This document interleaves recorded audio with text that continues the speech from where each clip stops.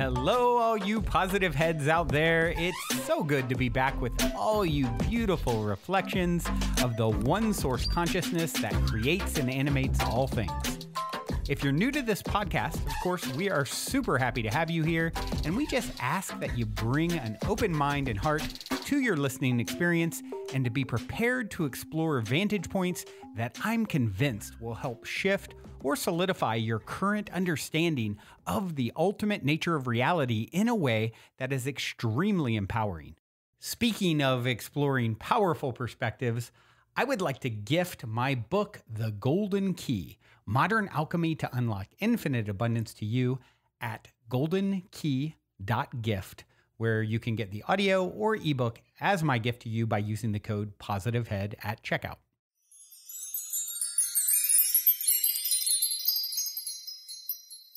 All right, all you positive heads, welcome one and all. I am super grateful that you have joined me today on what is always another magical today. Welcome to another magical today. Remember, each and every day that you wake up is another opportunity for a new beginning to change your perspective, to set a foundational thought, a cornerstone, a perspective, a focus. Each and every day we have this opportunity to change, to make something new, to create a new story for ourselves. We've all been told stories. We've all been programmed in these different ways through our parents, through our society, and these are all stories. And oftentimes we have a different story that lies deep within us. And so each and every day we have the opportunity to create a new story for ourselves, a new perspective, a new focus.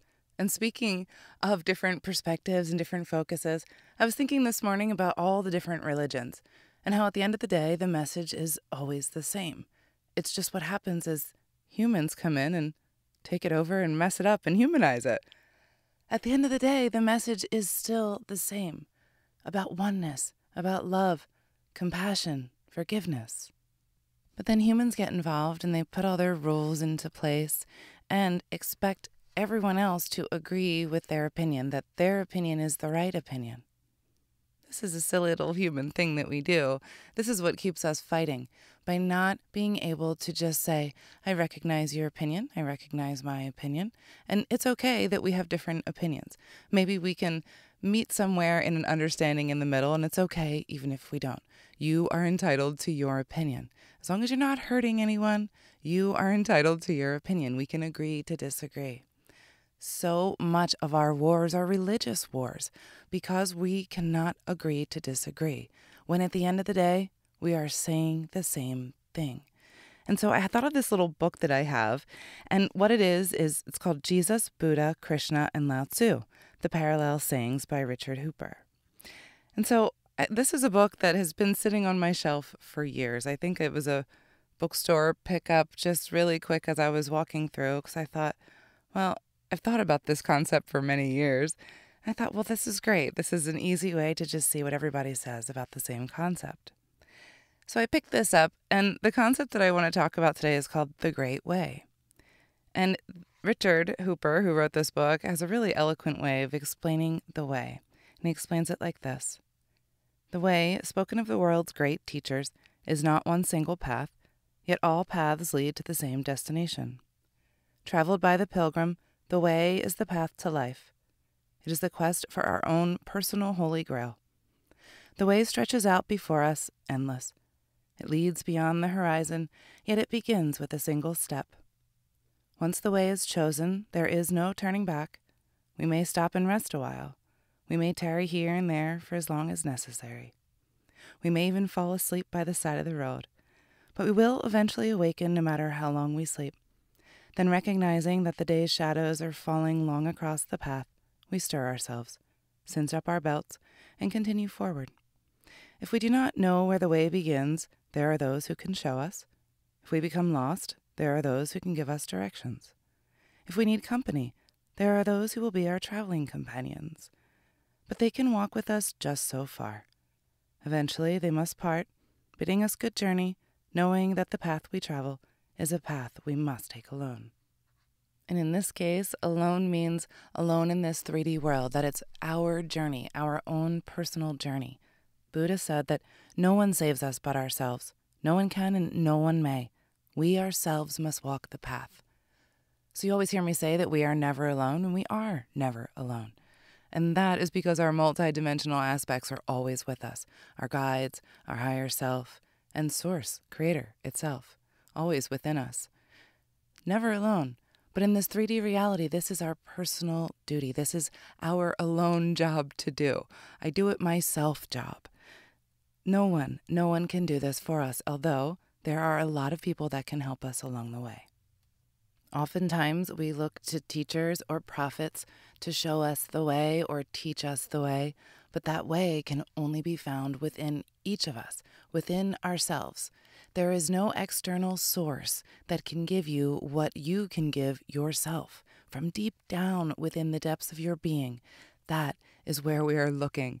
That is the seeking journey, the seeking truth journey, the desire to understand what is deep down in there.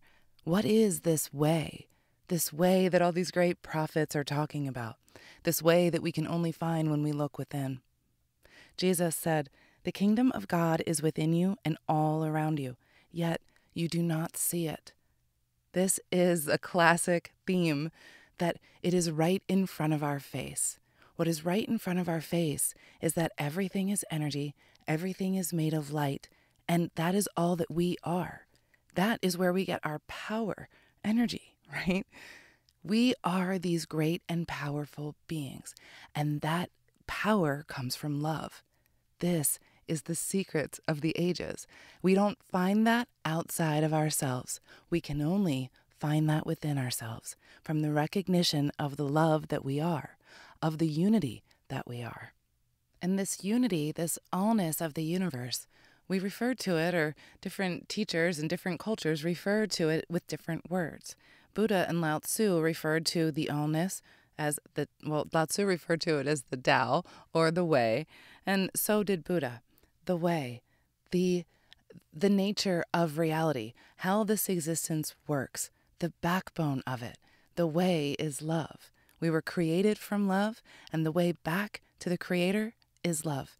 It is quite simple. And what I love about Taoism is, when I first started reading it, the first thing I loved about it is that there are no rules. And I really liked that growing up Catholic, where there was lots of rules. Well, Taoism is basically, what is true to you? What are your perceptions as you look around the world and have your experiences? How do you see it? Well, that's true to you. There are no rules.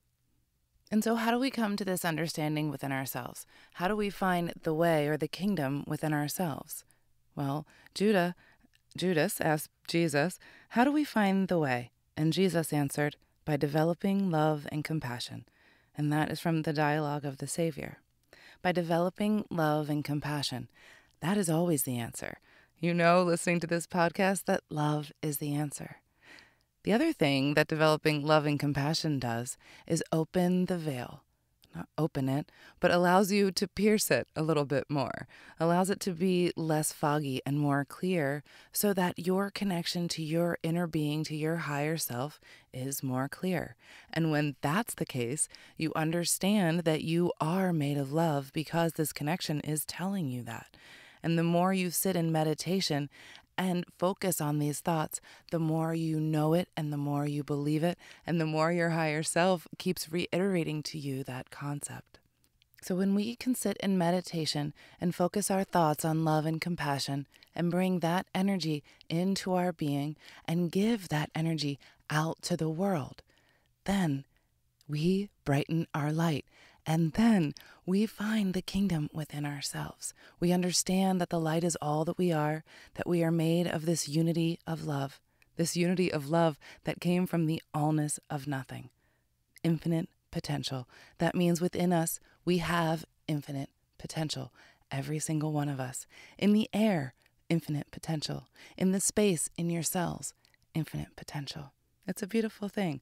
All the power that exists all around us that we are not seeing because we're not believing in ourselves. We're not taking enough time to focus on these thoughts.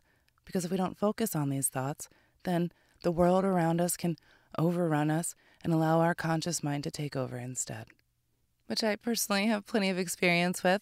and also have plenty of experience with meditation and the difference between being in a meditative state of mind, and what I mean is being in a meditative daily practice state of mind, or not in a meditative daily practice state of mind. We will relate to our environment, to our external environment, a whole lot differently. When we are able to sit in meditation, concentrate on these thoughts, specifically love and compassion, when we do that, we are creating that energy within ourselves. That thought, that focus is what creates our reality. The more we do that, the more that is what we become, the more our light shines brighter.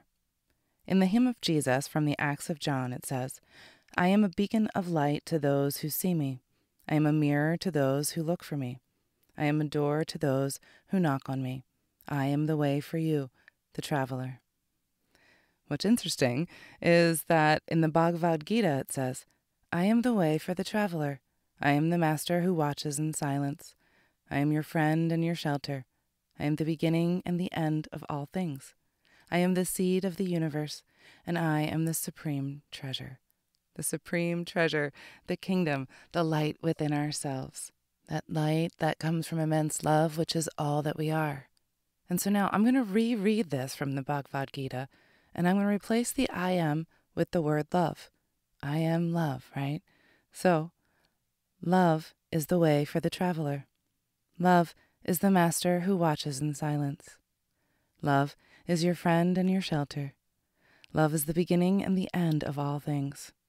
Love is the seed of the universe, and love is the supreme treasure. You can also do it with light. Light is the way for the traveler. Light is the master who watches in silence. Light is your friend and your shelter. Light is the beginning and the end of all things. Light is the seed of the universe. Light is the supreme treasure. We are light made from love, love and light we are. That's a really beautiful mantra to say to ourselves every single day. I am love. I am light.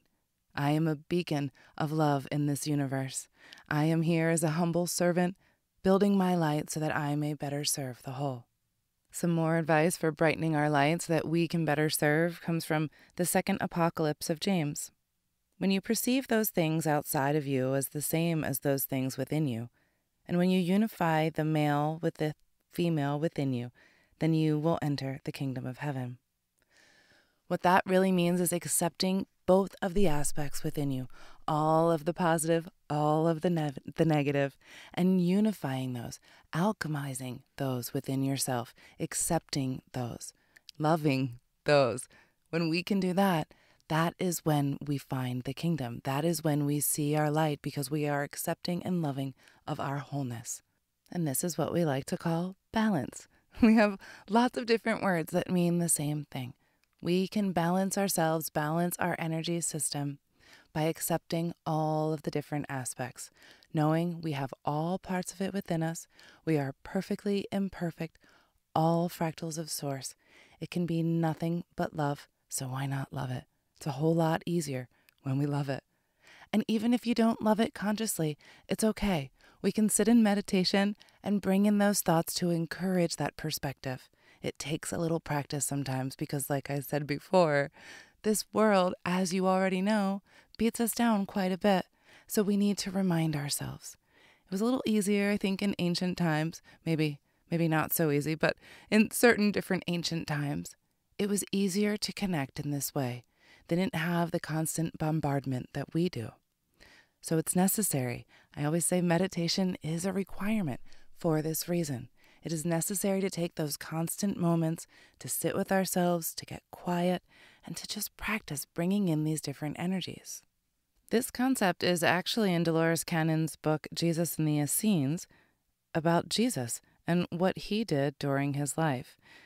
She had a client out who was a teacher in the Essene community. This teacher saw Jesus grow up, saw him throughout his life, and saw him crucified. And here's what this teacher had to say about how he handled the pain. He had had much pain before he died, but he had been able to control it by use of the mind and manipulation of the energies. Dolores said, "This is good. You didn't have to suffer because you knew how to do these things. Many people don't know how to use these mind processes. Sudi, the client said. Most people do, deep within. They just have closed themselves off to this knowledge, and this is a great tragedy. It can be regained by the practicing of meditation, of opening oneself up to the knowledge that is there. It is there just to grasp, but you have to open oneself up. You must start from within. That decision must be made that you shall be open. Then it shall begin to come, and it shall grow. In other words, they have to want it themselves? Yes, just as all healing must come from within, it has become time to pass on this knowledge. If people are ready for the seeds, they shall grow. It is up to them. And then she asked Sudi about the miracles that Jesus performed. Sudi said, miracles is the term that you would use. There are things that you would call miracles. They are not, in a sense, miraculous, for everyone has this ability. It is innate and inborn. One could develop this ability if one had the discipline and the time to meditate and have the mental disciplines that one must do, so that one could do similar things. He was in tune with himself and with the spiritual planes, as well as having great ability. And the combination of these helped him to work what are called miracles. It is using the laws of nature and the universe. In his knowledge of these laws, he was able to do things that others considered miraculous, but which all men have the power to do. But you must open yourself up to be a channel of the power, so that these may be performed. You just have to have the knowledge and the will to use it. He was just a very clear channel. And he became a very clear channel because he put all of these practices into place. And putting these practices into place is what we all need to do, to focus our energies in this way, to quiet our mind, to find our own kingdom within ourselves. We will not find it unless we desire to do so, unless we take that journey for ourselves. And that's going to do it for me today, everyone. I love you all so much. I'm going to leave you with this song by Drum Spider called Hidden Temple. Until next time, I love you all. Also, before we cue up today's song, as a quick reminder, don't forget to download the Golden Key audio or ebook as my free gift to you at goldenkey.gift using the Golden Key code POSITIVEHEAD. And please, if you enjoy my gift, leave a positive review on Amazon so others can unlock their lives with the help of the Golden Key as well.